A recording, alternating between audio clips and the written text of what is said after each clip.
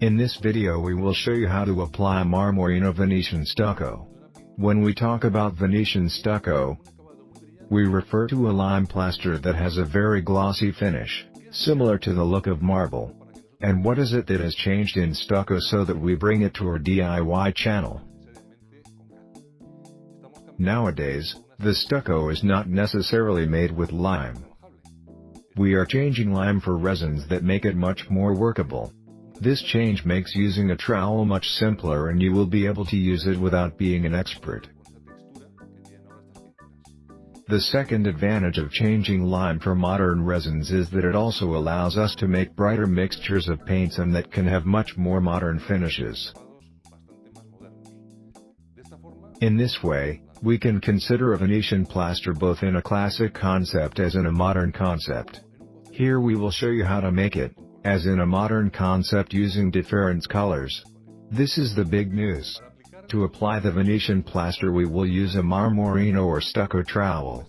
A trowel that, as you can see, has rounded corners that enable an easy appliance of the product.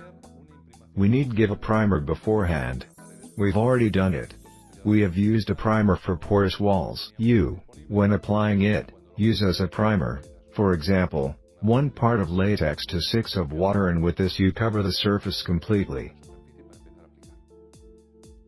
Let's give a first layer of plaster.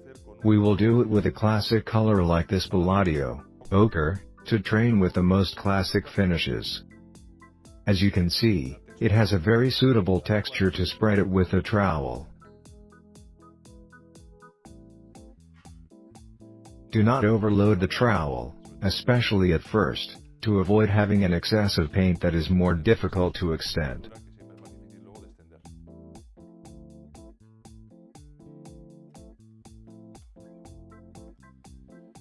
When applying it, what you're always going to do is to start from the beginning of the wall and then to drag it.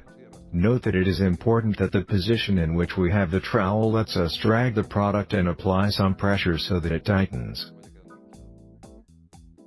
We put the trowel, with an angle of about 30 degrees, and we drag it around with some force.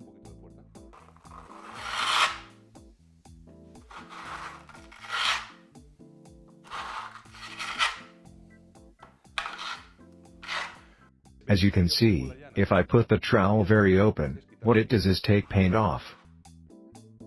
If I support it very close, it applies too much paint. Always consider the amount you want to apply, keeping a fixed position, and always keep that position. This way, you get a load proportioned on the entire wall.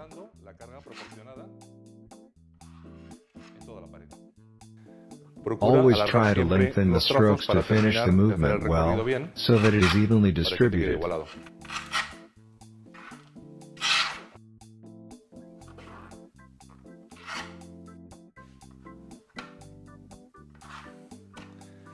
If you work, as I am doing, on a drywall panel, you can do some tests so you can take your own pressure point. Doing this is very useful before starting to work on a wall. Try to do it with different forces. Can you see it? The more pressure I apply, the more noticeable the mark I make is. When I apply less pressure, sometimes it gets loaded with product. When you have tested the inclination of your trowel, you are ready to go to the wall. Don't worry about the little burrs left because, as soon as it dries, we are going to remove it with sandpaper. Let this first layer that we have applied dry between 2 and 4 hours. In the meantime, we will work with other samples we have prepared with a white first layer. We will continue working on it when it is dry. Here, in this one I have prepared, when I pass my hand over it, I realize that there are areas that have small irregularities. These are the burrs I told you about before. Let's remove the excessive burrs with sandpaper.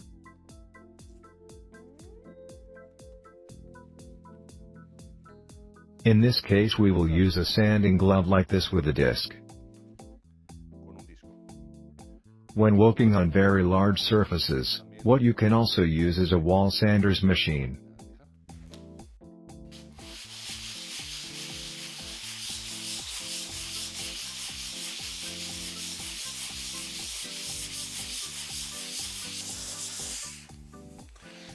Once it is even, we are going to clean it well, vacuum it a little bit and apply the second layer. Before you start, check that there is no dust on the surface. When we make a more traditional marmorino, we usually use one color and give it the second layer with the same color, tinting it with other shades, with other glitters and so on.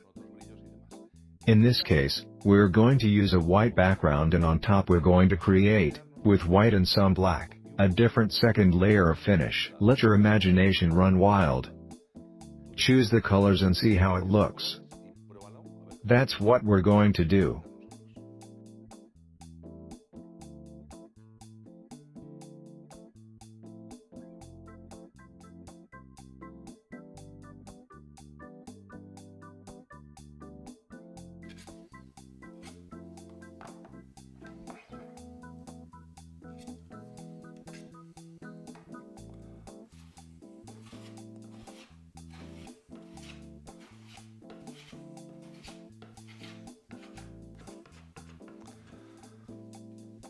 And now, we are making it even with the trowel.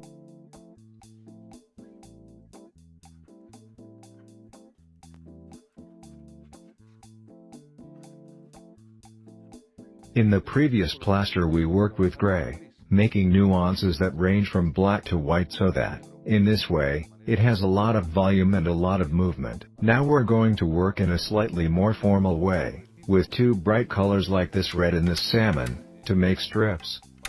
Let's put them on the trowel and, in this case, we do maintain a vertical orientation of the trowel so that it gives us constant movements.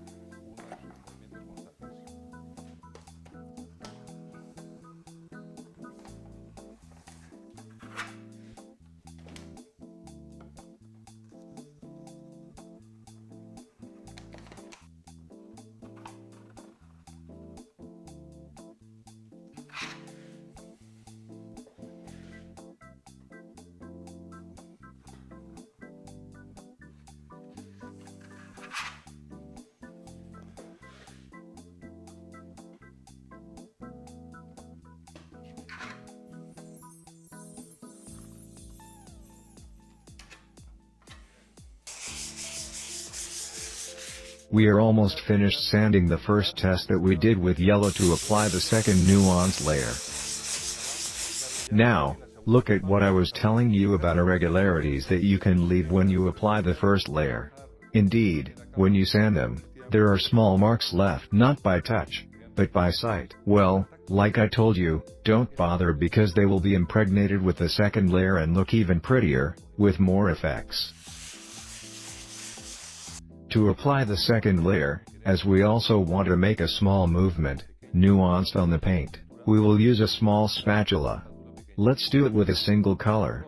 We could mix colors, as in this sample we have here, where there are black and ochre.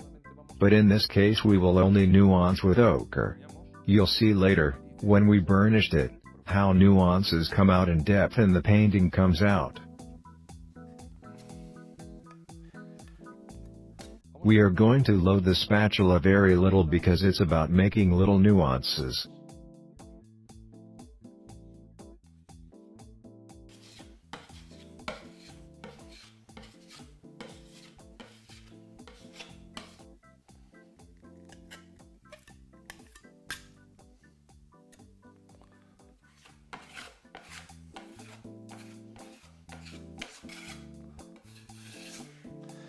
As you can see, we have already given the second layer that moves the color in an irregular way. So it gives nuances of depth and thinning tones that are then the ones we're going to rescue with the burnished, which is the one that will give it the final thinning effect.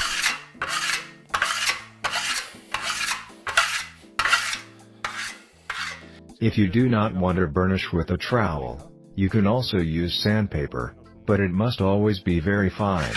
At least a 1000 grit sandpaper.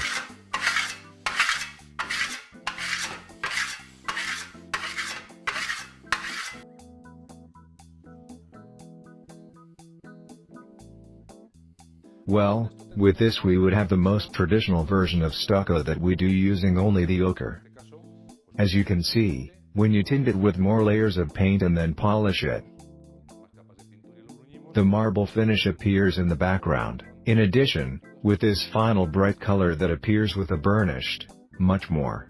You can now choose any of these formulas, innovate by choosing different colors, or use more traditional finishes. If you want to then give it additional protection with wax, you can also do it with a special wax for stucco. Well, now you know about stucco more than anyone else.